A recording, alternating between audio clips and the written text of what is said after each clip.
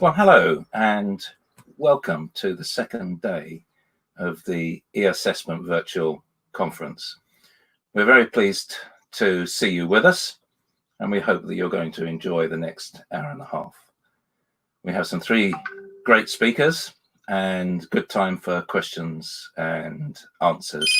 I'm Graham Hudson, Secretary of the e-assessment association. Excuse me, just having to do that.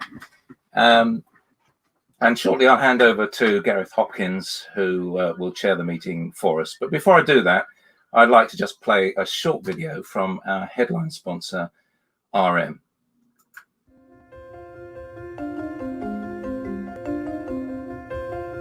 Hi everyone, welcome to week one of the e-assessment question.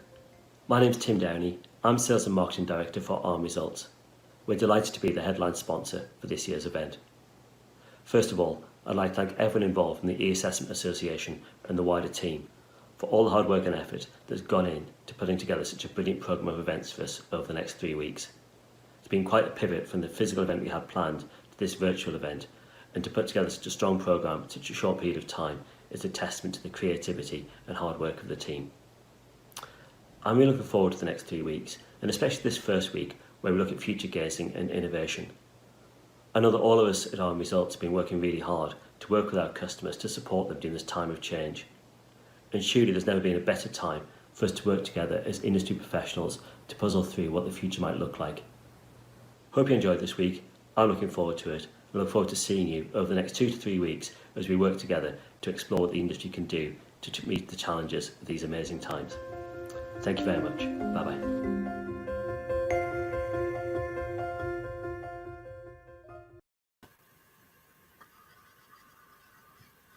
Well, thank you very much, Tim, for introducing us to that. And I'm going to hand over now to Gareth Hopkins, who's going to chair the session through for us and to introduce each of the speakers. So welcome, Gareth, and handing over to you. Thank you very much. Hello, everybody, and welcome to the second day of week one of the e-assessment question. I'm Gareth Hopkins. I'm an e-assessment specialist at City and Guilds, and I'm going to be chair for today, which I think we've mentioned already. We've got three speakers coming up today with talks about 21st century skills. You'll have to apologise for me saying so much. This is the first time I've done a live broadcast. If you have any questions for the presenters, then you can use the chat box that should be directly alongside the presentation. You can use Twitter using the hashtag eassess20, or if you send an email to live@eassessment.com, then someone will be able to get to you. One thing that's been pointed out is that in the invitations that you would have got, the calendar invites, there may be a Google Meetup invite, so you can ignore that. You won't need it. It's just to remind you that this session is happening.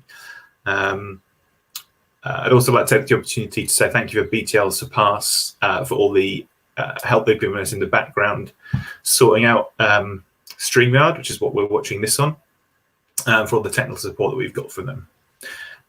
Here's the agenda. So we'll start off with Mark Dawe, who's talking about new government, new skills and new assessment, followed by Charlotte Bosworth. And then after that, we'll have Tanya MacDonald.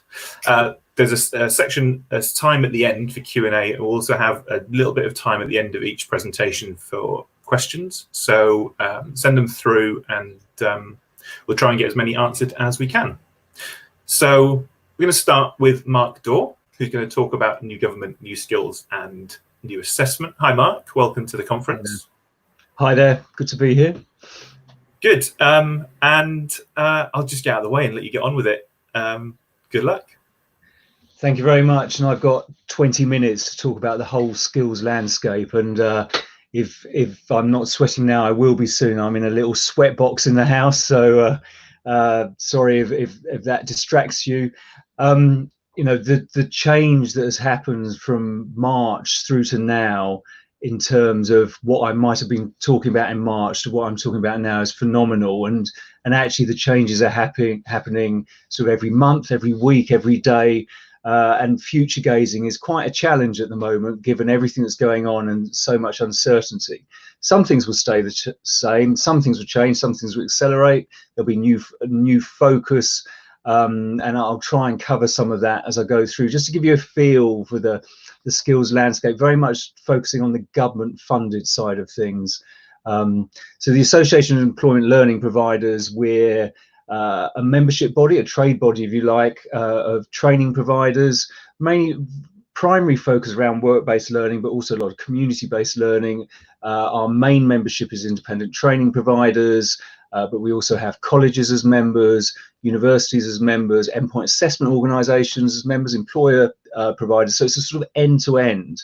And Charlotte, who's talking next, is actually on our board as well, representing the assessment end of things, and sort of will flow through from what I'm saying in terms of what's going on at the moment. So the government landscape, the sort of main areas of funded provision, I suppose, are the study programs that they dominate in the colleges. 16 to 18, BTECs, T levels as they will be, those sorts of things. Then we have the adult education budget, which is for the 19 plus, in work, out of work, a budget that's been halved over the last 10 years, about 1.5 billion sitting in there. The traineeship program, actually quite small at the moment, but we think this is going to be part of the government's response to unemployment that's coming through, and I might pick that up again a bit later. Levy apprenticeships, which the levy has been around for a number of years now. Companies with a payroll of over 3 million have to pay the levy. There's a 2.5 billion sitting in there. Actually, before COVID, we were starting to say it's running out and more money is needed. And non-levy apps, apprenticeships, which were funded through contractor providers, and now are shifting onto the apprenticeship system, so a more demand-led system. So there was lots of change anyway, and COVID has added an interesting angle to this. And again, just to be clear, the funding system is very complex. So colleges and local authorities get grant funding for a lot of the study programs, the adult education budget, whereas the independent training providers get contract funding. However, for levy apprenticeships and non-levy apprenticeships, they both get the same. They both access to levy employers, so the relationship's much more between the provider and the employer there. And for non-levy, there are contracts for colleges and independent training providers. And some of the press you might have seen over the last few months is an argument of around the government not supporting levy training providers, even though it's a government contract with those providers, even though it's government money for government services. Been one of the things that's kept me the most busy over the last 3 months. Obviously, skills are at the top of the list. Well, not obviously, but skills are at the top of the list for corporates. We hear more and more that actually access to skilled resource is their biggest challenge, has been their biggest challenge.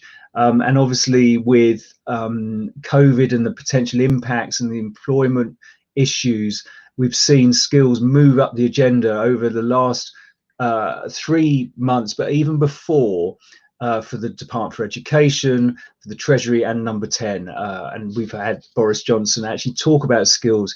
He's talked about an apprenticeship guarantee. It's been right up there, and we believe that this will be part of their solution going forwards in terms of the COVID recovery. So lots more potential. We're just waiting to find out what that might be, and I'll try and touch on a few of those bits.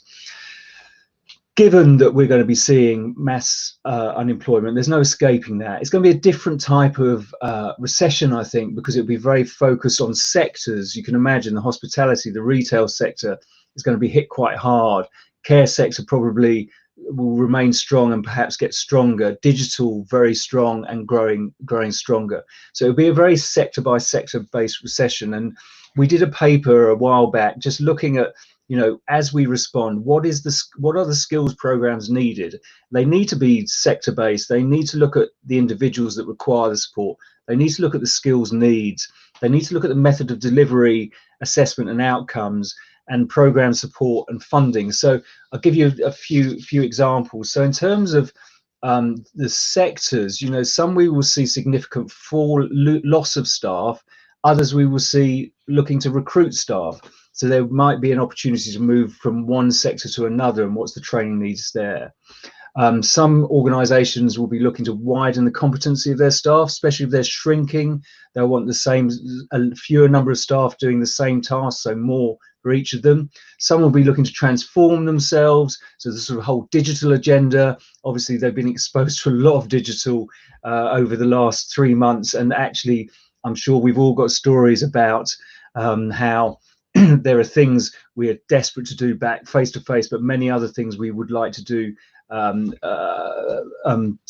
online still going forwards, and the regional requirements. And then the individuals requiring support. We've had NEETs, long-term unemployed, for a long time. They're going to move further away from opportunities as we get more and more unemployed.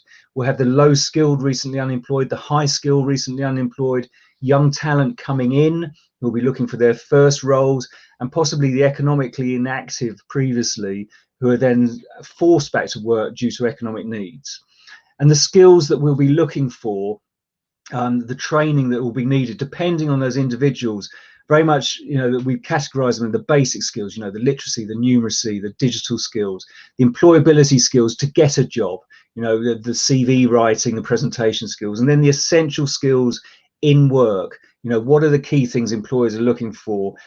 Team working, again, presentation skills, and then sector specific skills. Obviously, a bricklayer is different to a hairdresser, is different to a coder, and then actually we think entrepreneurial skills. So the job really is to what programs do we need running? We need something that assesses the individual, looks at the opportunities and what skills they have, mapping those opportunities for those individuals that have come out, say, of hospitality and might want to go into care where there are jobs. The units of delivery, I think we'll look for a much more pick and mix type approach to delivery, and how those units are delivered. Definitely the FE and ITPs and apprenticeships, they probably in the education sector, they have embraced the most the whole approach to digital delivery, and have learned a lot through it. So how are we going to deliver in the future? I'm sure it won't go back. Actually, someone said the other day, it's Bob Harrison, who some of you might know, that he spent 30 years trying to convince people that online and blended learning was the best way forward, and a virus has done it in 3 weeks. So I won't put the expletives in that he used, but we have seen a massive transformation in delivery, and I'm sure much of that will stay. We've got over the hump of people sort of resisting the change, but also then moving possibly away from chunks of qualifications and more that sort of unit assessment is likely to fit in with that whole process. So that was a paper we did, really saying this is what we think going forward is going to be needed, and digital has clearly sort of reared its head during the crisis. And as I said, the hump of getting staff to change, many have got over that. I talked to some of our apprenticeship providers who had a 2-year plan, say, for those going out to train apprentices on employer premises, traveling around the country. For some providers, that was millions of pounds worth of cost for travel and subsistence and hotels and things. Suddenly, they're all sitting at home doing it online. And the staff, while resistant to start with, are actually saying, this works quite well, and a blended approach is possibly a way forward. So we'll definitely see some shift there. Ofsted are just finishing a review where they're looking at colleges and independent training providers and how they've used digital, and really identifying the best practice, where things haven't worked, where things could work, and sort of helping advise the sector in ways of using digital going forwards.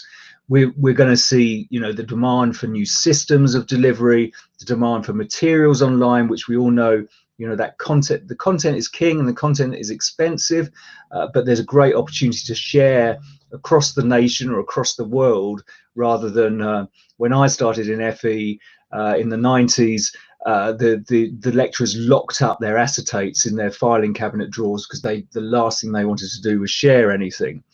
I think some of the lessons already learned, this isn't just about taking what you did sort of face to face and dumping it online. There's a new approach needed and a new way of delivery. So we've got this whole skills agenda, a need coming up and a new way of working that's potentially going to hit over these next few months, and a real challenge for providers, all providers in this sector and in the commercial sector as well. I've just this morning been in the Education Select Committee, which was looking at the COVID impacts on apprenticeships and technical education. A really good session, really identifying some of the challenges, like training providers not getting support, but more importantly, we've got something like 9.5 million staff on furlough. I think it's about a quarter of the workforce, and then another 2.5 million of self-employed being supported. As furlough unwinds, we're going to see redundancies. There's no question about that. It's delayed redundancies, and that will be apprentices as well as workers. We've seen starts drop dramatically in apprenticeships, something like 60% last month. But for SMEs, for small businesses, the drop was 80%. For young people, it was 87% drop. For level twos, that's the first level on the rung, 83% drop. So, you know, we've got this perfect storm of the danger of apprentices being made redundant, and also starts really low, because what employer will be thinking of taking people on at the moment? I think we've had BAE Systems saying they're still recruiting, but they're an exception rather than the rule. So we're moving to a phase now where actually previously it was all about, we can't get the skilled workforce. There's almost full employment basically to mass unemployment, and we need that process of getting people back into work. So any program put in place must look at getting people back into work. It's no point, I've described it as warehousing learners, giving them something to do while they can't do anything else, if it's not leading through to a potential job. And part of the Prime Minister's promise around apprenticeship guarantee, which was triggered by the Education Select Committee chair, this apprenticeship guarantee, the only way that works is if there are jobs, because an apprenticeship is a job. And so the only way we see that working is funding or subsidizing wages for apprentices that are already in work, and those that want, you know, giving opportunities to people that new apprentices. So we're saying about 50% of wage subsidy for 16 to 24-year-olds doing the level 2, level 3 programs. It may be for the higher levels, but that's the real focus for this unemployment. That's a small 3.6 billion a year, but in terms of the amount that is being spent at the moment on furlough and everything, and what would be spent with those unemployed, that's actually not a big amount given the alternatives. So the overall direction of government, what we hear a lot from the Treasury is they're really keen to invest in skills, but it has to show that it leads to work. Otherwise, they're investing in something else. You know, their main goal is to get people back into work and get them off the unemployment register. And we're expecting an announcement beginning of July, so in the first week or two of July, around the COVID recovery plan, but a lot of that will be about the skills investment. I've mentioned the 3.6 billion that we've said is needed for the apprenticeship guarantee. We've also said actually that on top of the 2.5 billion levy, the SMEs, the small businesses, need another 1.5 billion for apprenticeships. There may be a bit of spare cash at the moment because of the lack of starts, but we know the demand was going up. We were running out of money in March. That will come back quite quickly. But most importantly, as well, in addition, really, programs to that pre-apprenticeship space, that moving into work, moving into apprenticeships. The adult education budget, which stands at 1.5 billion at the moment, has been cut in half over the last 10 years. We're saying that needs to treble, because the 1.5 billion needs to be put back, and there's going to be even more demand. And that budget is used for the unemployed, it's used for the employed that need reskilling. It helps develop skills for those, as I said, in employment or out of employment, and is really important, a really important investment. And we think, for us, we think traineeships are the way forward in terms of a program which is focused on developing some of the skills I talked about earlier, leading through into work and work placement, which again is going to be quite a challenge, but that's the program we're asking. And just some balance here, the Association of Colleges are asking for money for a year-long program in college. And it's important, as I said, that an individual is signposted to the right place in terms of what's their aspiration. Are they looking to get into work? Are they looking to get into work, into a sector? Work experience is very important about that. So as I said, July is the time where we find out. We've all been sort of putting in our suggestions, our requests. We're in constant conversation with the Department for Education and the ESFA, the Education Skills Funding Agency. So in terms of e-assessment and e-learning, and as some of you might know, this is my last month as AELP, and I'm then moving to the Skills Network, which is a provider but focuses a lot on e-delivery and their own system of delivery as well, that they share with providers as well as the courses online. There has been an acceptance of e-learning, but I think there's a lot less understanding around the e-assessment. Some of the challenges we've had during COVID have been with Institute for Apprenticeships and Ofqual about the alternative ways of assessing that are still valid, reliable, manageable, but done from a distance. So remote assessment. And there's a lot of uncertainty within the government about what's valid and reliable. And we had a real battle, 2 months of real battle until they started accepting these alternatives. And some of the questions will be: does it test appropriately all the knowledge, skills and behaviour? Is it secure? We've got on-demand tests versus scheduled tests. I've talked about units versus full qualifications, the initial assessment. There's some talk about apprentices, if they are made redundant, can we almost give them a certificate of partial achievement? Again, an assessment's needed there. And we don't know what's going to happen with COVID, what spikes are going to come along, what social distancing is required. At the moment, adults aren't allowed back into the classroom. So that online teaching and assessment will become even more important.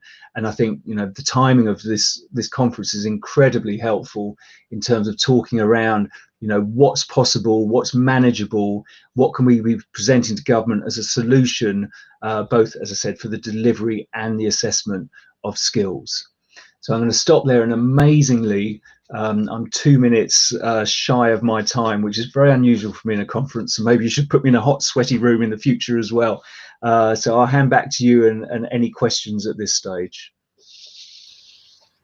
Hi, Mark. Thanks so much for that. It's really interesting. Loads to chew on there about what we do, about how we respond to COVID. As you mentioned, we're going to move more that e-learning and e-assessment and remote assessment is going to become more important.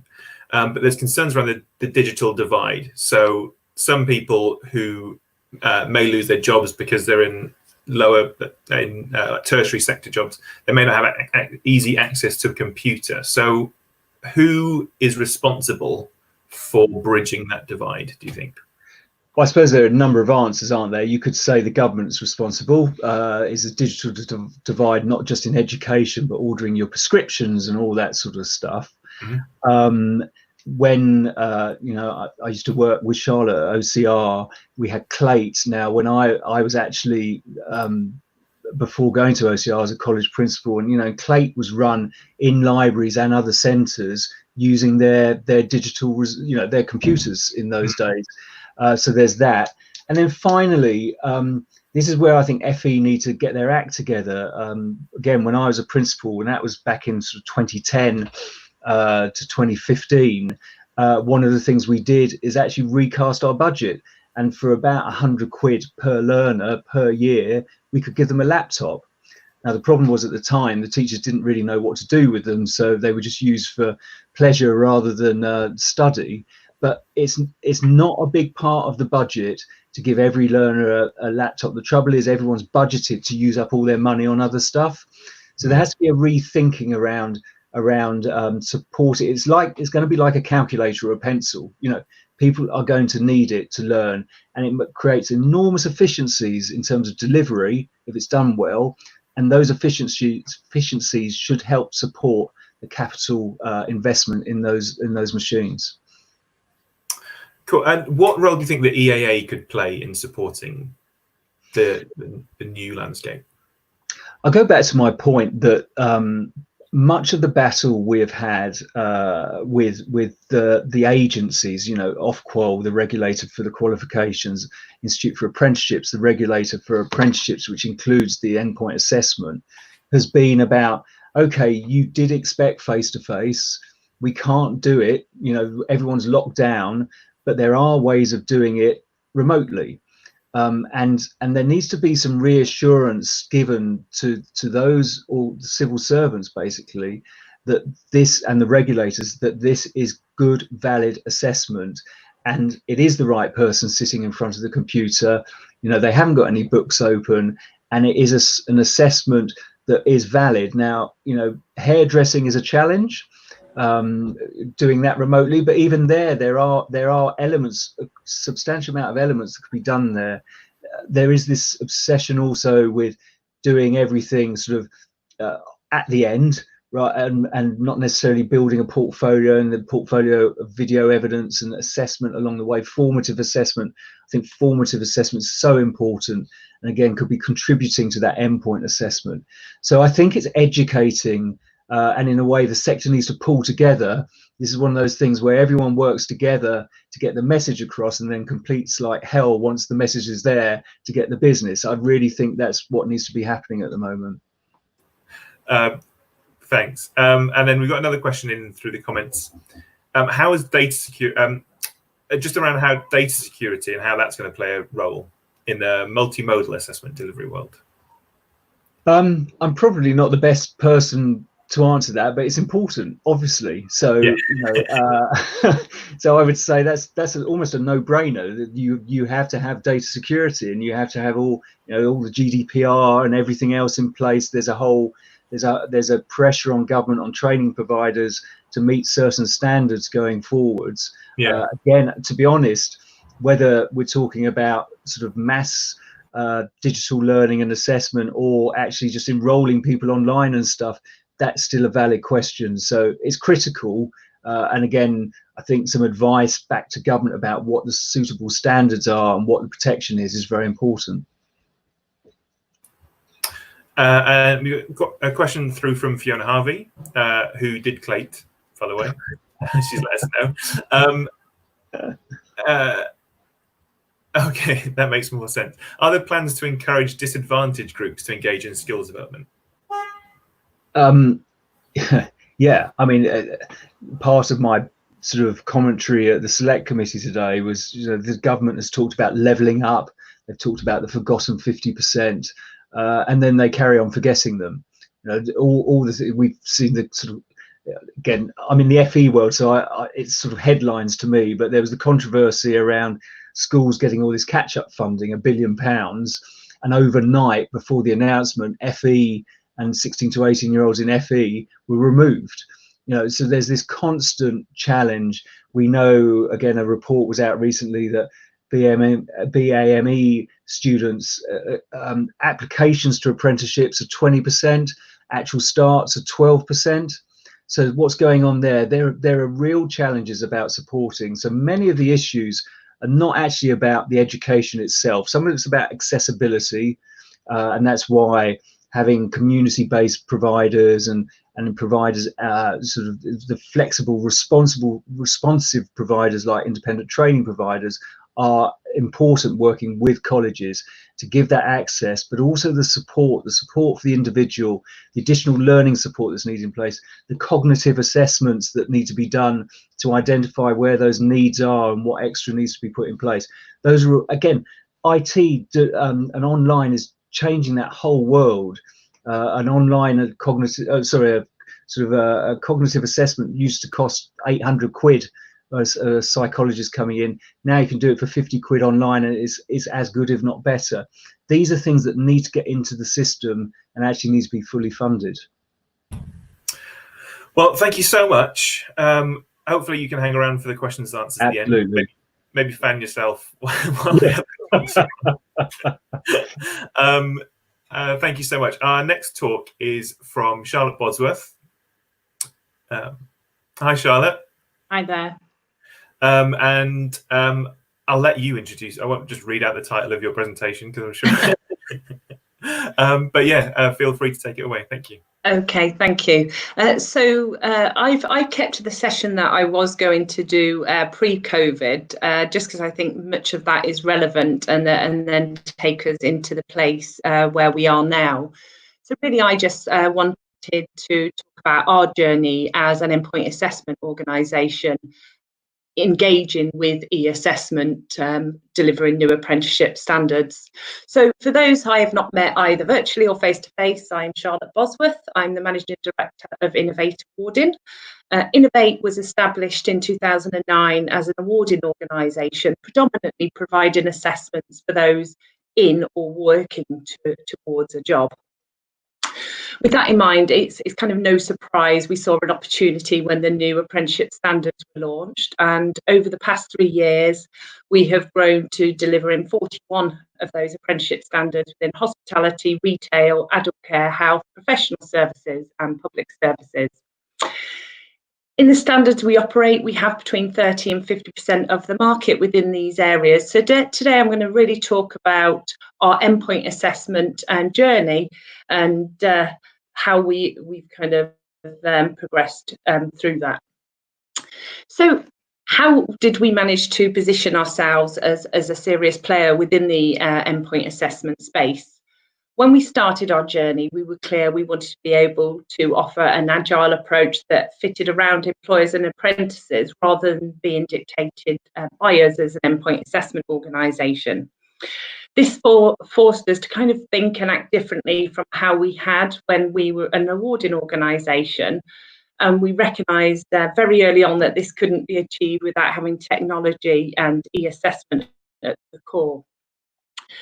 The first thing we knew is that we needed to invest in a platform that would provide ease of administration, good visibility of the apprentice's endpoint assessment journey, and clear reporting for our clients.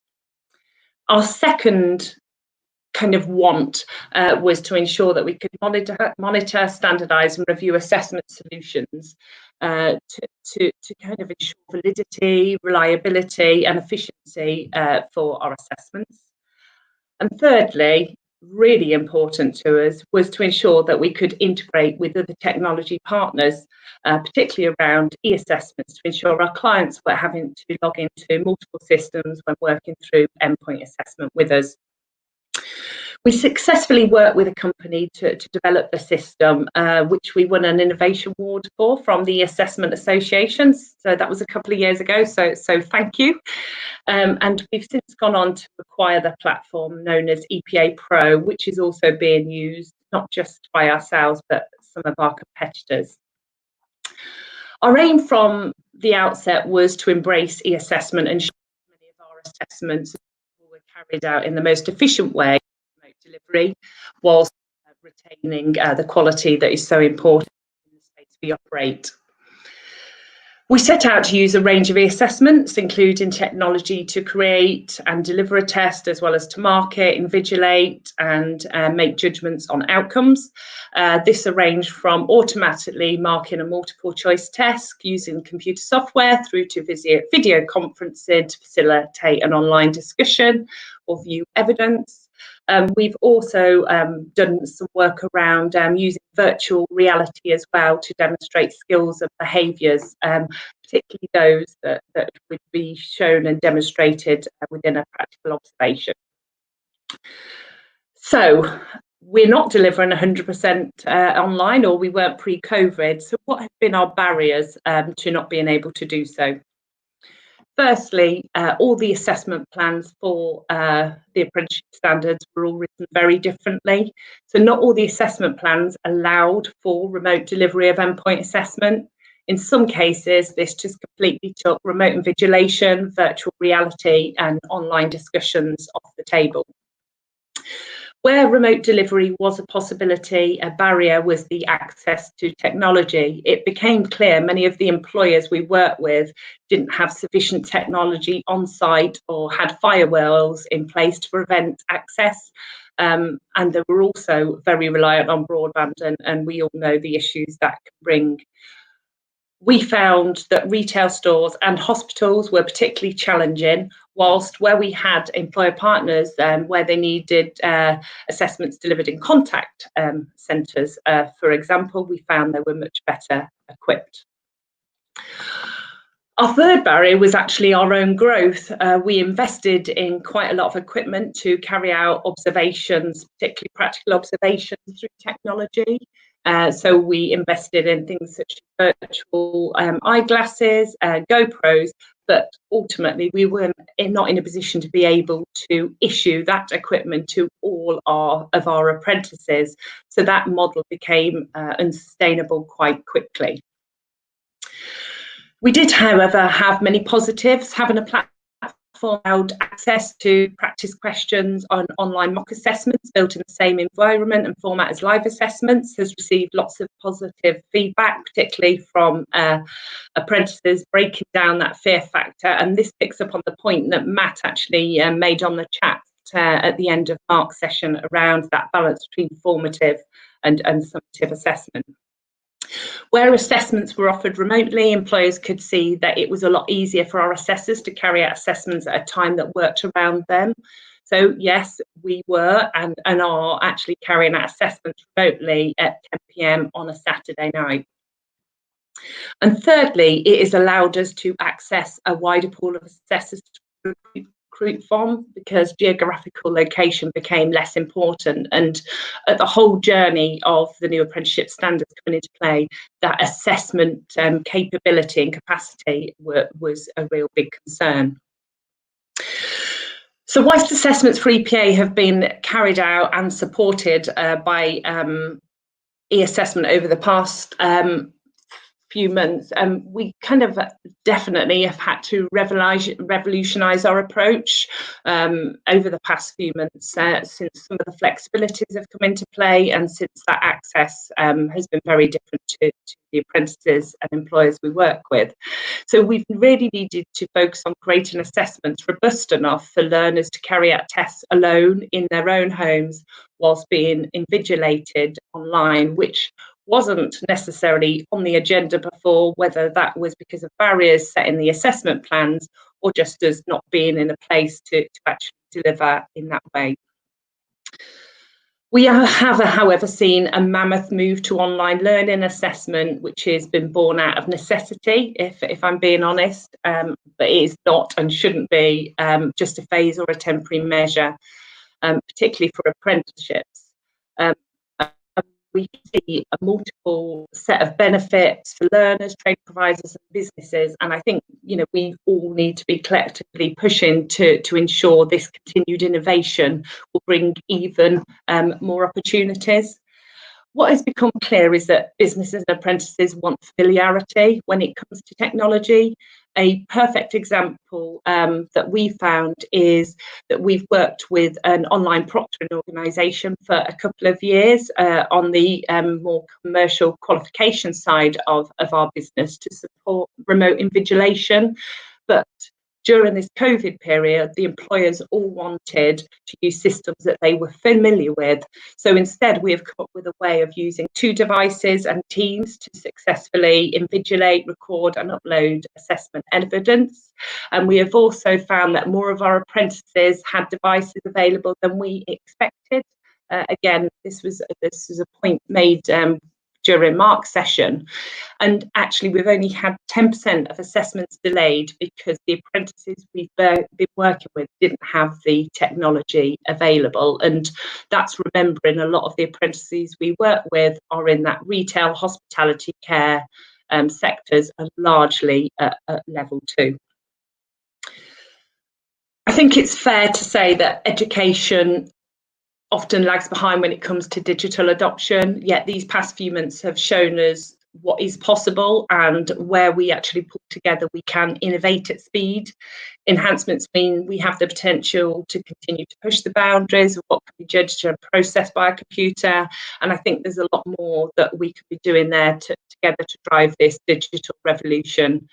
What we must avoid, I think, is that we come out of this current situation and we go backwards to the steps of familiarity of an old normal when there is an opportunity for a new normal. I'm also aware that as an EPAO, we have not yet found a sustainable solution to all elements of assessment within apprenticeships for them to be delivered remotely, and particularly the practical observations. So if anybody's got a sustainable and a volume solution out there that they were aware of, please do let me know. Looking forward, I think bold policy making and commitment from government will be essential so that together we can create the future of a more blended, flexible digital learning and assessment opportunity within apprenticeships. Despite the widespread ramifications of lockdown, we've been truly reminded of the power of technology to provide us with means to communicate, share information, do business, and to learn and assess. So collectively, I think we need to keep pushing policymakers and use the current situation as an opportunity for true investment in technology to support not just assessment, but also online delivery. So I think, that there was the question, what can we be doing to actually support that agenda? And I think if we can collectively share our research, knowledge and experience in this place, that we can actually have a true impact to move this agenda forward. So I'm going to stop at that point and open up to see if anybody has any questions. Thank you so much for that. It was really interesting. We've had a few questions come through in the live comments. Most recently from Nick, JSKER. I don't know how to pronounce JSKER. Can you say more about how you did the homegrown remote proctoring with 2 devices? You mentioned it. Yeah.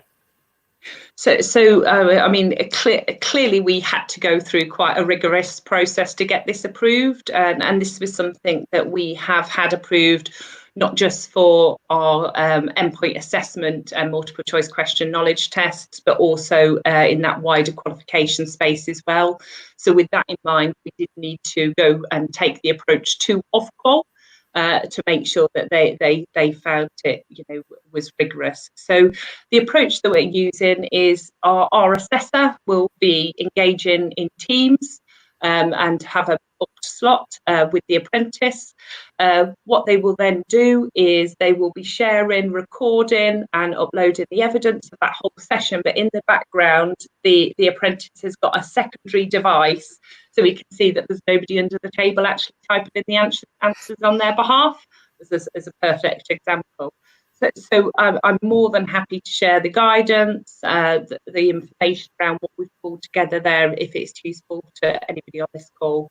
But so far, it is actually working for us, and that familiarity of technology seems to be favoured both by the apprentices and the employers. Yeah, at City and Guilds, we've got a similar thing set up with the 2 cameras. I actually shared our approach with you guys. Oh, right, that's why. Okay. Well, I worked on making it a reality at our end. Yeah. But the conversation that always comes up with remote invigilation is trust in it. Nobody seems to trust it without having it proven step by step. Have you got any tips on how to shorten that conversation? So, I mean, I did actually have a bit of a kind of separate conversation with Matt Wingfield on this to kind of say, sometimes we just always assume we need a new solution to something. And as people working within the awarding sector, we want to make sure that every box is ticked and every I dotted, every T crossed. And I think sometimes we need to kind of recognise that there is stuff out there and there is an element with risk with any assessments we carry out. Yeah. And it's actually how we bring that level of risk down to a point which everyone is happy and comfortable with. But if somebody's going to cheat, they're going to cheat. Yeah. Yeah, but it's hard to tell someone that if their main concern is someone cheating. Yeah. Yeah, one of the most fun things I've had to do since COVID is practicing cheating, just to sort of like test out the different ways that I could cheat during a test. I won't share any of them because that's just a really bad idea. Telling everyone on the call how to cheat at a remote assessment. I mean, we actually we had a particular group of NHS trusts that wanted cohort delivery from remote invigilation as well. So we've also had a bit of go of doing that, where we actually bring in 3 of our assessors. So the 3 assessors are going around multiple rooms. And again, we've managed to utilise teams for that purpose as well. Yeah, is that what you use for? You said about having, as well as like remote assessment, like online multiple choice assessments, other types of assessments and discussions as well. Have you found it's translated quite easily? It has. So what we tend to do is, so our system we've kind of built so they are able to upload the evidence directly into our system rather than doing it as a separate upload. So we've tried to offer as much flexibility there. So we've got the technology to do it with Skype, Zoom, and Teams, and we leave the favoured option for other types. We only use Teams for remote invigilation. To actually the partners we work with.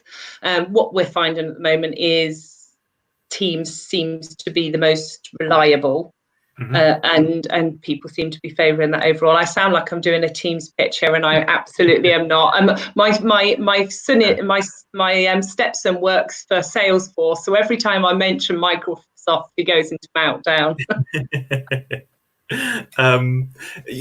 Teams is just blown up because everyone's remote suddenly. Teams does seem to be everyone's go-to at the moment. And they seem to be investing in it as well and recognising that they've got this opportunity. Yeah, whereas other platforms seem to have closed down, recognising that they're being used. I know we no longer recommend Skype in our assessments because they made it more difficult to use. Yeah. We've had another question through from Satyajit. I really apologise, I forgot your name wrong. Does remote proctoring assessment model need to be internet independent to bring flexibility? We've found so far, yes. It particularly, where we're in a situation where we need to record that evidence. So we haven't found a way where we can necessarily have that in real time to be able to capture what's happening on both devices in any other way.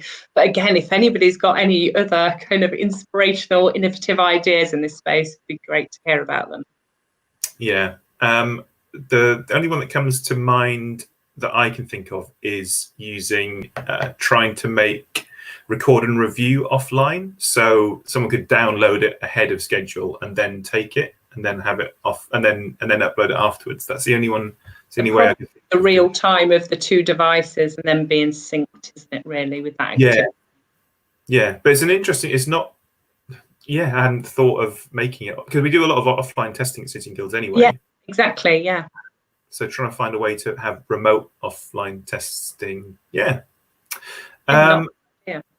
We haven't got any more questions in at the moment, so we're a little bit ahead of schedule, but I'm sure we'll get some more through for the final question and answer session, which hopefully you'll stick around for. Thank you very much. It was really interesting. Good. Right, our next presentation is from Tanya MacDonald at eCom, who's going to be talking about virtual reality. Thank you. Hi, are you able to see me in my presentation? I can. Perfect. Well, just to introduce myself, thank you so much for that. I am Tanya MacDonald with eCom Scotland. I'm currently in sunny Edinburgh, Scotland, which is not always that way, so quite happy about it. And today, just basically a lot of the conversations we've already been having, but just to kind of dive deeper into virtual reality and basically what that actually means for the e-assessment and for vocational assessment.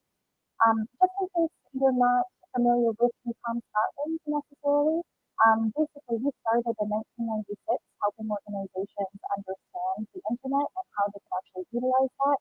And now we are basically, we do everything from digital learning to proctoring, reports, all these different things. The reason that I made eNet Reality a little bit bigger is because that is our authoring tool for virtual reality experiences, and so it directly correlates with what we're talking about today. So kind of just to get started, so to understand like how eCom Scotland got involved with this, ultimately we actually had Keep Scotland Beautiful which originally at the time was Scottish Waterways Trust, approach us and basically say that they needed a solution for a specific program in order to get more people to finish it. Basically, what was happening was they had disadvantaged young people coming into this program to help them get a specific qualification. And so in order to get that qualification, they had to actually go out in the field and actually do certain tasks. The problem is that a lot of these individuals weren't able to make it to that last field requirement, which basically made the program not as successful as they initially intended. So the whole idea was, how do we actually bring that field assessment to them? So that's basically where eCom Scotland started getting involved and started basically working on how can we actually get funding and working with different organizations to make this happen for them. So we basically applied for funding through UFI Charitable Trust and was able to secure a seed project. Basically, we'll learn a little bit further about that, but we were able to secure the seed project to actually create an assessment for that qualification. So, and basically through that, we did see a large increase in regards to individuals finishing that assessment, because basically it allowed them to do it at their own time, the flexibility, and even offline. So as we were just talking about, it is important to have that flexibility and being able to do so in a secure environment. So basically that is what we did. And while we were doing this, we learned quite a few different things just as an organization within eCom Scotland. Is number one, in order to make a virtual reality experience, immersive experience, it's not easy. You do have to know how to code, you have to have all of the equipment, etc. And so it became something that we realized that this is so impactful and so useful for vocational learning, especially for that formative assessment, as well as just teaching and learning. But how could we actually make that more accessible? So we basically went back to UFI and said, we think that we can push this further. And we think that we can actually create something that organizations can use to create their own virtual reality experiences. And so we did, and we were able to secure that funding and basically push that further. And this is what, if you're familiar with UFI, it's called an impact project, basically pushing that idea further to make an impact on vocational learners. So basically what we decided to do is create a virtual reality authoring tool. And I know that that's sometimes it's like a virtual reality authoring tool. So really what we wanted to do was create a tool that non-technical users could actually develop their own immersive online learning and assessment content. So what that means is that basically, if you've ever used something like Movie Maker or anything else where you can basically drag and drop information in, it's much easier than trying to code it yourself. I don't know if you've ever tried to create your own website, but like Squarespace, for example, it allows you to drag and drop, and it makes these more technical things a lot easier. So ultimately, that's what we were trying to do for creating virtual reality experiences. And so not only could they create their own virtual reality environment, they would be able to do it with their own content and imagery, or even other access that they had to other imagery. So one of the things that we did in order to actually basically say, yes, we think this is a good idea, on top of the Canal College one, was we were able to work with the Fourth Rail Bridge. So in Edinburgh, if you're familiar, there is a Fourth Rail Bridge that connects us, Edinburgh, over to Fife. And so what the issue was basically that they would hire individuals and they would get up on the bridge, and at that point they would basically say, not everyone, but I don't know if any of you have been up on that bridge, but it's quite high, and they would get hired to go and work on the bridge. They'd get up there and say, oh my gosh, I can't do this. I didn't know that I was even scared of heights, but I need to get down. And so they had this issue of how do we actually test whether or not somebody is okay working at heights? And also, how can we teach them how to do this in a more cost-effective way? Because it's quite costly and also time-consuming to get people up on the bridge. So ultimately, what we were able to do is create a virtual experience to allow this company to basically understand, okay, well, if I'm testing them to see if they're good for this job, to see if they're actually okay with heights and to see their reactions. And so the nice thing about virtual reality is within the headset, you can actually look at all kinds of different data points. So not only how long are they in the assessment, but where are they looking? I normally show a video, but I'm not going to lie, I didn't want anything just because my Wi-Fi can be a little dodgy sometimes. Is there's actually a scene where on the bridge, if you're working up there, you're not supposed to look at the train as it's passing. Seems counterintuitive. And a lot of people didn't do very well in that area, right? Because if the train is passing, and what we were able to do is in the assessment, actually, whether you were learning or assessing, in the learning standpoint, basically giving a warning to say you're basically doing a dangerous activity.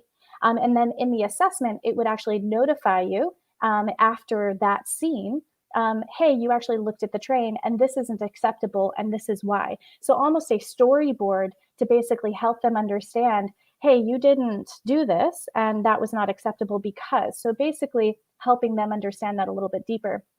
So kind of just moving forward, oh, well, I should have talked about this actually.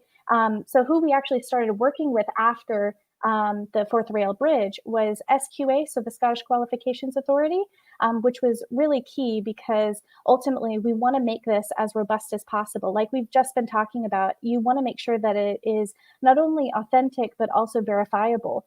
We want to make sure that organizations are able to use this in a standardized way and make sure that it is useful and not just because a lot of people, when they hear virtual reality, they think, oh, it's just a game. And I don't think that we'll actually even use it for assessment. So we wanted to make it as useful as possible. And it basically has come out to be that you are actually able to assess within this virtual reality tool. And we started basically doing that by working with City of Glasgow College and Fife College, who have access to the tool itself and are creating those assessments based on a couple of the different sectors they thought it would be more useful for, which tends to be the vocational formative assessments. So for example, construction, hazard perception, healthcare, etc. So kind of going forward with this. So for example, SQA actually mentioned us in a skills market report that they did, which is quite interesting. If you're interested in that, I just like to mention it because it is quite relevant. So what we actually created then for eNet Reality, trying to figure this out, what would we actually want to create for this tool? And the tool was, we've basically named it eNet Reality along with all of our branding, but we wanted to make sure that it was relevant, consistent, and transparent. And these were the three keys that we learned through this process of going through UFI and the funding, et cetera.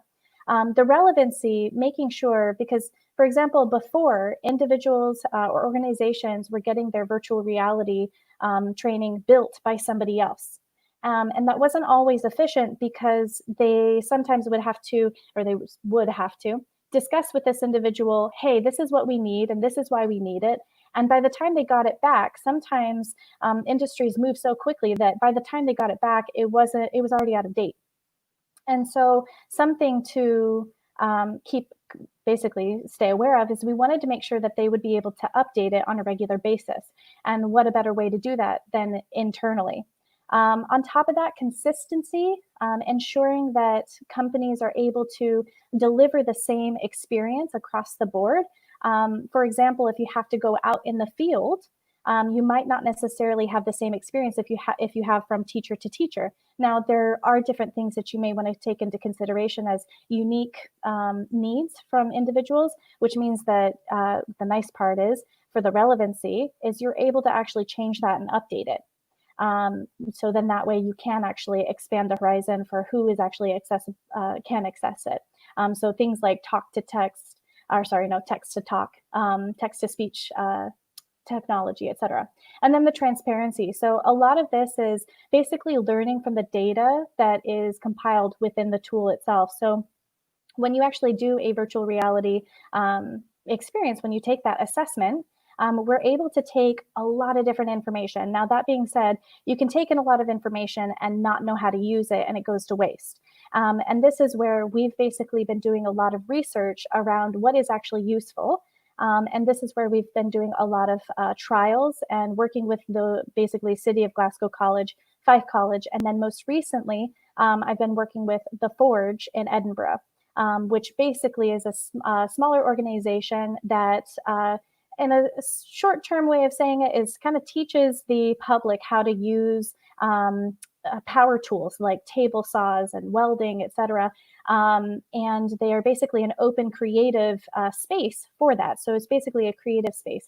I found out because about a year ago, I wanted to learn how to weld. And so basically I approached them because it's something that they needed, especially during COVID. They needed to be able to let people go through the induction, maybe at a distance, but also do that online if at all possible. And so that's what we've been working on.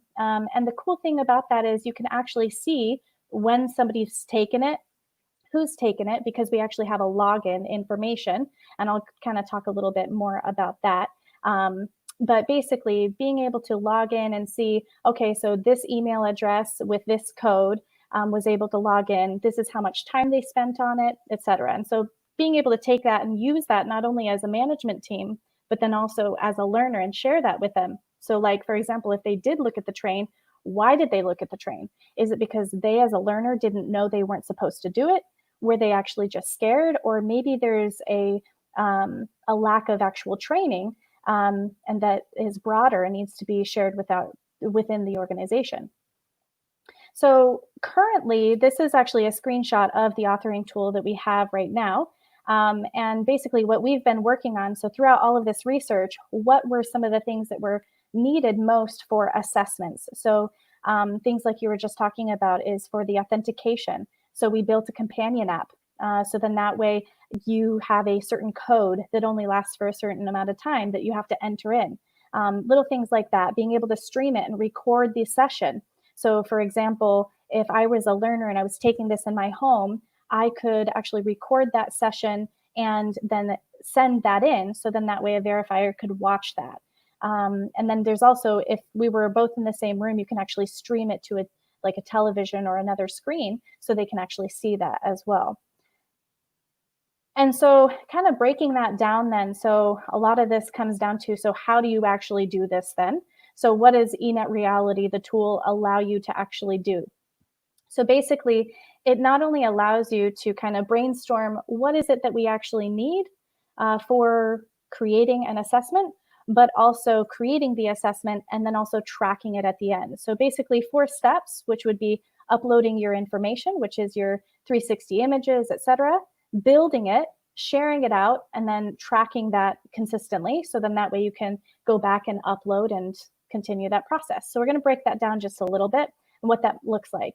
So uploading the media. So this is where eCom Scotland has chosen to basically partner with City of Glasgow College, Fife College, and through UFI, we were able to get them some equipment for taking their own footage, etc.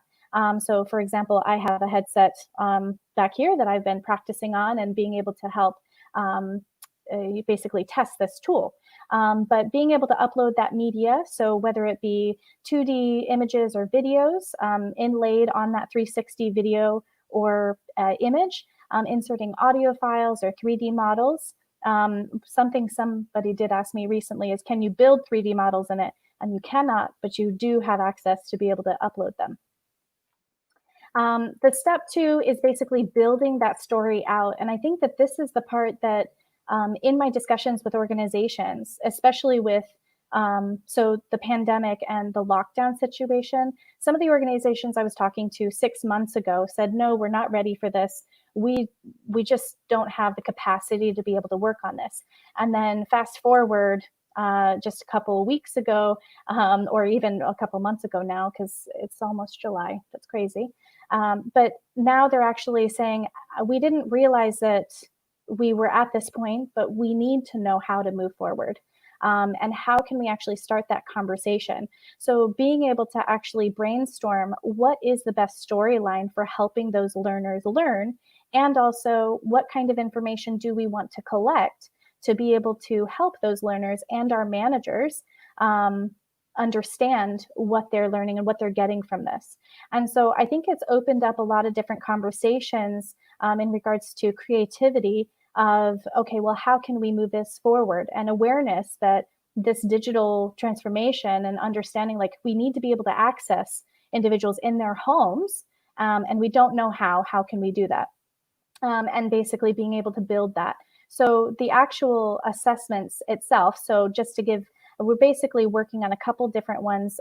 The Forge currently, I'm working on one that is an induction. So basically the induction to their security procedures that they're doing on the grounds, but then also hazard perception. So they have a lot of different things like the power saw and table saw, etc. There's all kinds of these different tools. And so we're able to actually make sure that we can take still images of different dangerous situations and allow individuals to actually identify some of the hazards.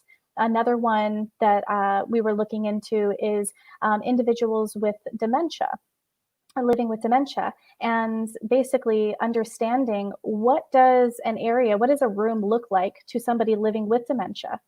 And the thing is that sometimes, like having blue carpet, for example, having blue carpet sometimes can look like water.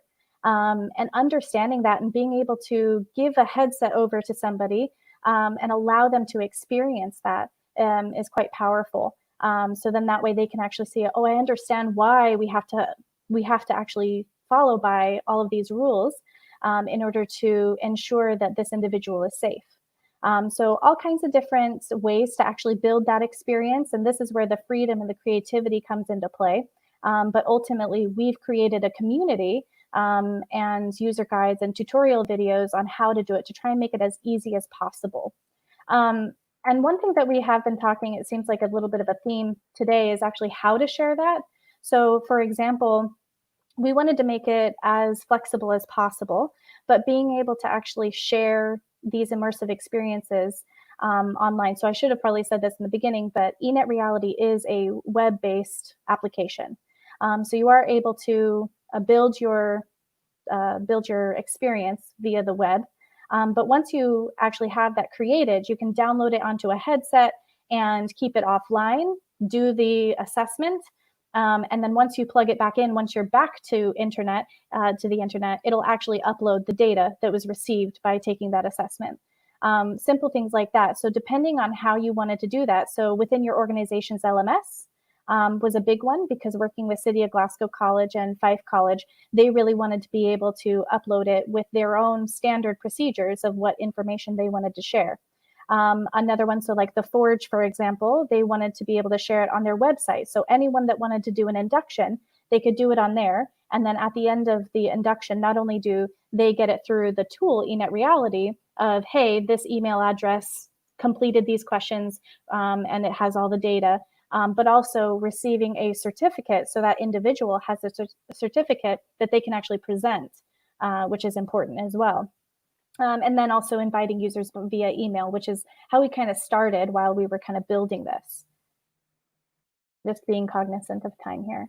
And then last but not least, the step 4, so actually how those user experiences are being tracked and the results that you receive.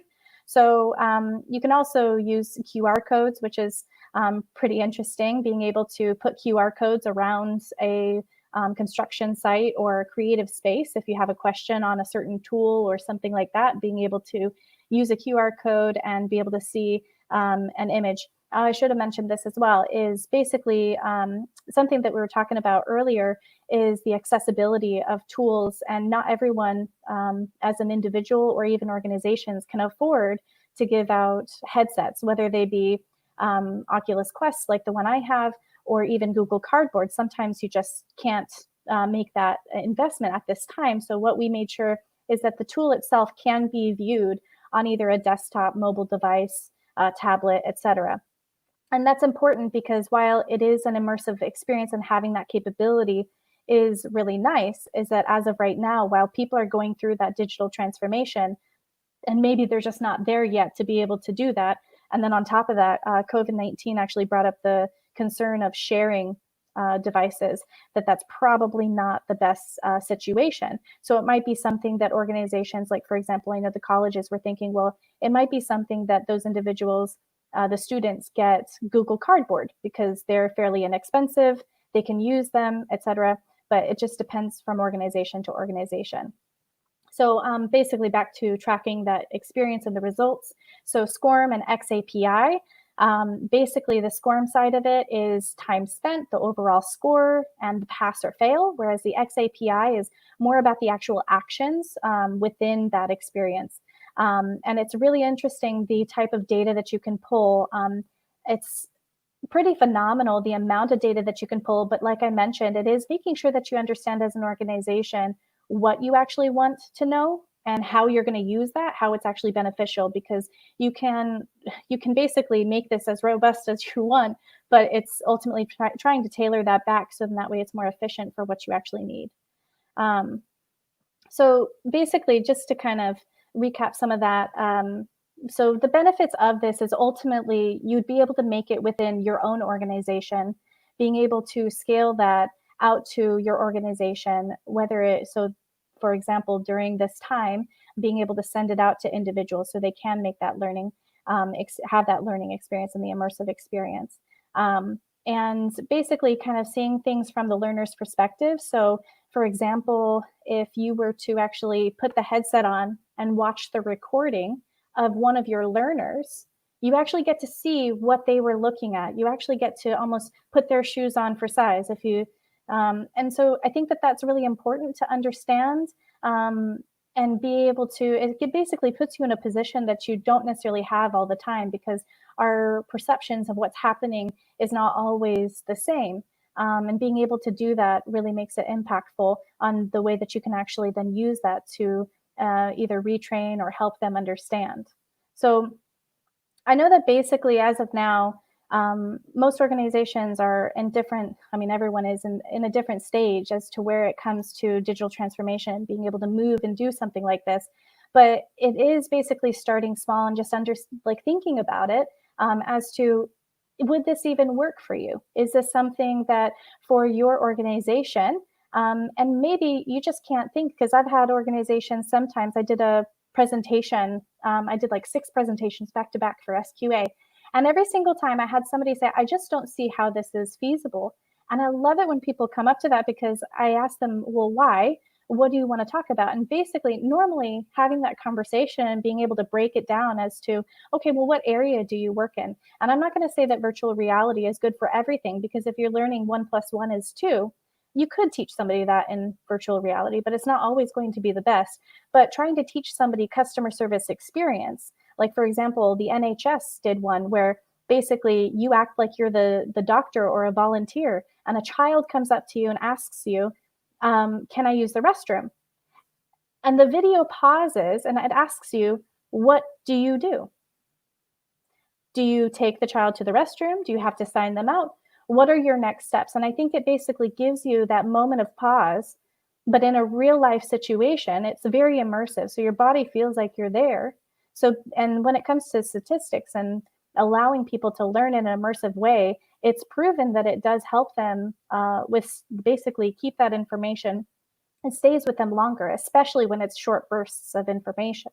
So being able to actually look at that and thinking creatively outside of the box. And so you might be at the, we've already tried virtual reality. You might be at the, I don't see how it could work, but it's kind of opening up that conversation to see what could be and being able to work together. And that's partially why working with some of the organizations I have is a lot of them, they've even been vulnerable and said, we're just kind of scared of the change. We don't really know what it actually entails, and so we need help. So I think part of that community is what eCom Scotland has really tried to create, which has been awesome with UFI support, because if you are familiar with them, they're a really good organization that helps support that. So I'll just go ahead and end here and stop sharing so I can actually see.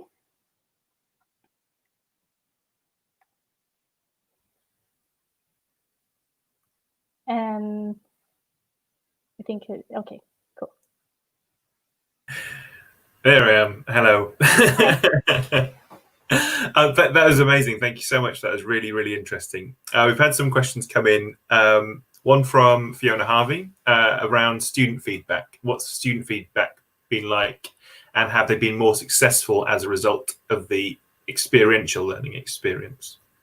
Yes, so there have been numerous studies outside of us that have actually shown this, but just within our own feedback is individuals, like being able to go in and give a paper assignment or a paper assessment, you don't normally say, oh, wow, this is really cool, right? Being able to give that, I was able to actually show it at like SQA, for example, and then some additional learners.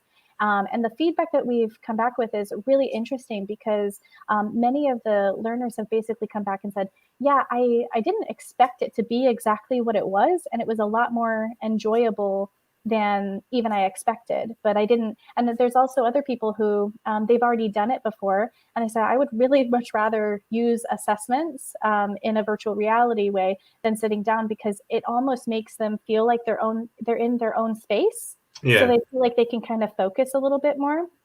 I think one thing was there was a couple people that did actually look at the fourth rail bridge one being up at heights.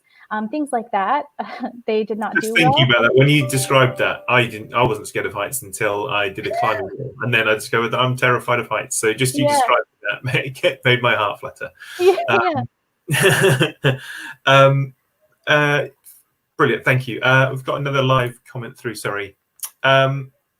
Is there an equivalent of QTI for VR that enables easy transfer of content between systems? Yeah, so basically, we really want to make sure that it is as easily transferable as possible in regards to making sure that it, attaches to people's LMS, that sort of thing, and making sure that we are as transferable as we're basically still in development. So ultimately, that's why we have these trialers, to make sure that we understand which systems are more likely to be used and that sort of thing, and trying to make it fit in as much as possible, if that makes sense. Yeah. In terms of, and I might have missed it, what sort of inputs would a candidate use in order to take an assessment or experience on virtual reality? What do you mean by input? So how would they interact with the content that they're seeing? So they're seeing it, I guess they're hearing stuff as well. How would they interact with what they're seeing? Yeah, that's a good question. So I feel like sometimes the 20 minutes is so condensed, I can't go over everything. So that's a really good question. Basically, once the assessment is created, so let's say, for example, it is the fourth rail bridge, right? You can do this in a couple different ways. You can actually, whether it be on a headset or on a laptop desktop screen, so that aside, depending on wherever you're at, it could be anything from selecting something in the background to answering questions. We can do multiple different layers where you can use it as a recruitment tool to, is this something you'd be interested in, to a training tool, this is actually how you access the bridge, to the last part of it, which is tell me, click on the screen where you would actually access the bridge. Maybe that's an obvious one, but when it comes to hazard perception and you've got a picture, a 360 image of a room, and you don't necessarily know what you're looking for, but you're looking for the hazard in the room, it can be quite difficult. And so there's basically a lot of different functionality pieces, like selection tools, hotspots, where you scroll over. Basically, we've been incorporating all kinds of different tools that you select which interaction you'd like them to have, if that makes sense. Yeah. Okay. And one thing I thought, is there any opportunity, and I don't even know if this is science fiction or not, but for haptic feedback as the candidates interacting with stuff, is that something that's been explored at all? Definitely being explored and researched. We have not actually implemented anything like that just yet, but it's something that we're looking into. Okay, thank you. I can't see. Oh, here we go. Has there been any resistance from professional bodies in terms of robustness of assessment practice? I think working with SQA has been really wonderful, because SQA has basically these guidelines that the colleges are supposed to adhere to, right? And there's certain things that come up, like it's basically a construction hazard perception one that we're working on, for example. And one of the things for the colleges, it's not just can you identify what, some of the hazards in the room, it is the literacy competency as well. And how do you actually transfer that inside of that? And I don't think that there hasn't been resistance. Actually, SQA has been really awesome about working with us, but it's just asking those questions. And I think that they are sometimes just really deep conversations about, well, how can we make this possible, and creatively thinking, what is this? Because they have an understanding that virtual reality is very helpful and useful, but it's just getting there as to how is basically the conversation. So definitely not resistance, just basically a lot of questions and conversations. Brilliant. Thank you so much for that. I'm going to invite the other presenters in now for questions and answers session. I think Mike's on the way, unless he's stood next to a fan. I might. You're right. Yeah. Thank you so much for that. I'm just seeing if you've got any more questions coming through. But Charlotte, you mentioned VR in your presentation. How has your experience been with it? So when we utilised it initially, we used eyeglasses and GoPros, and and we were particularly using it within the healthcare sector.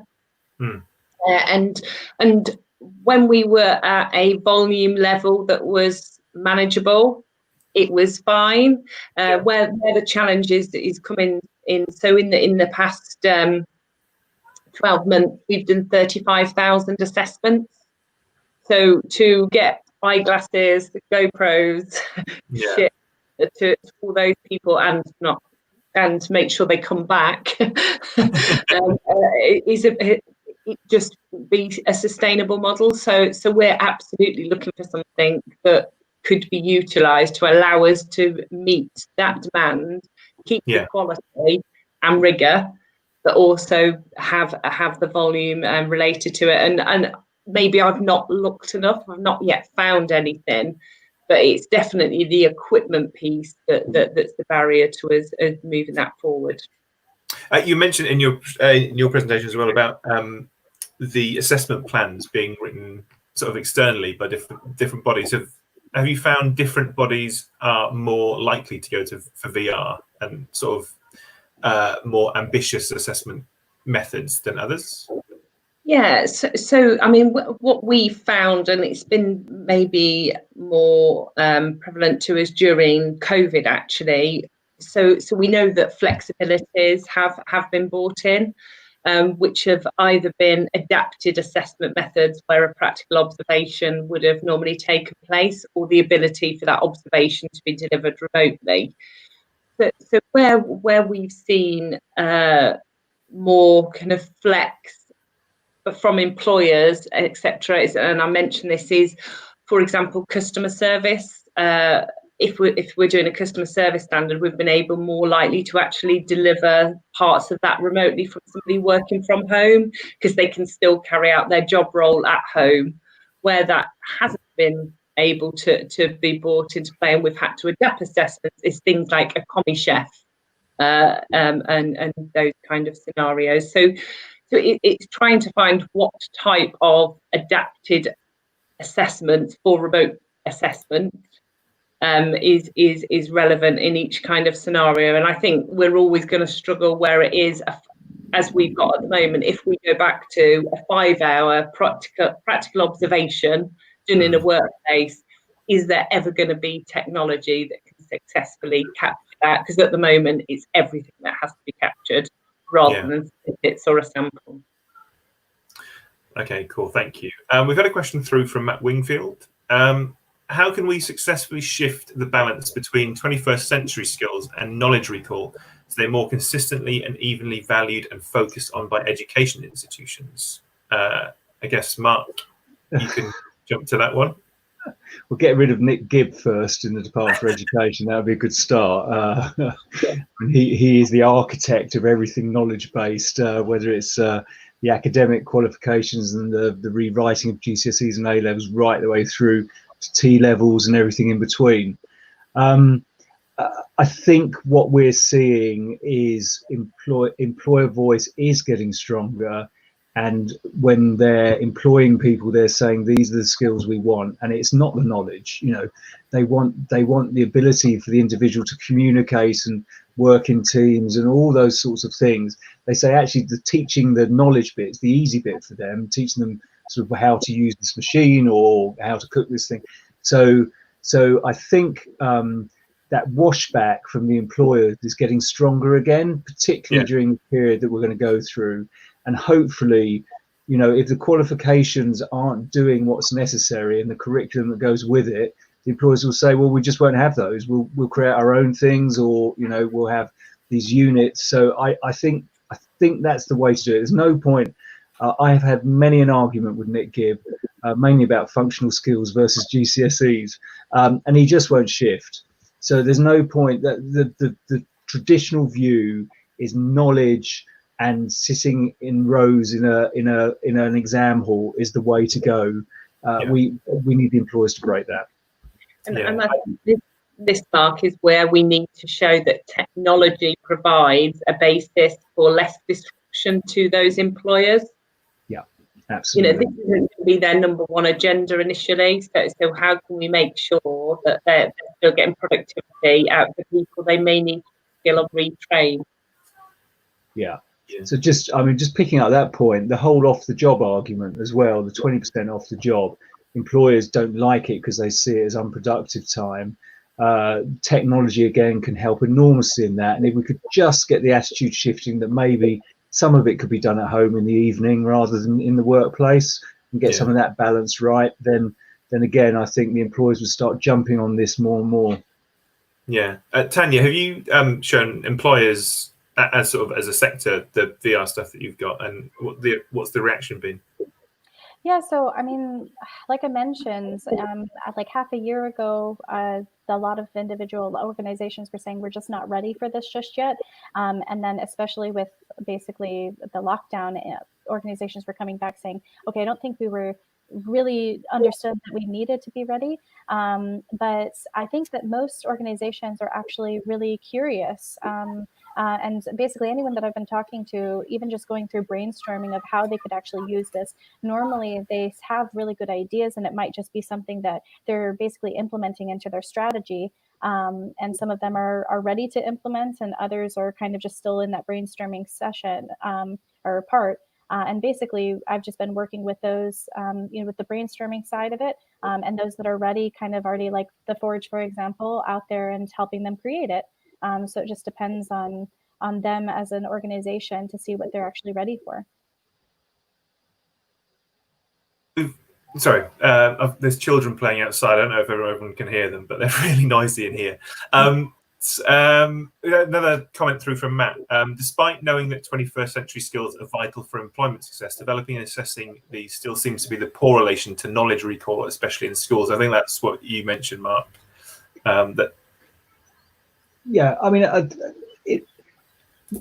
Always the debate. I mean, I've had it when I was at OCR and talking to sixth form colleges and schools, and everyone was saying all these other skills are really important and we don't assess them. Well, actually, we do in a lot of vocational subjects. They were just talking about the academic ones, but at the same time, they do appear more challenging to assess. And I think the technology and the way of learning now is starting to lend itself to ways we can assess these things. So there's a great opportunity to start showing how that learning can happen and how it can be assessed that we just haven't had before.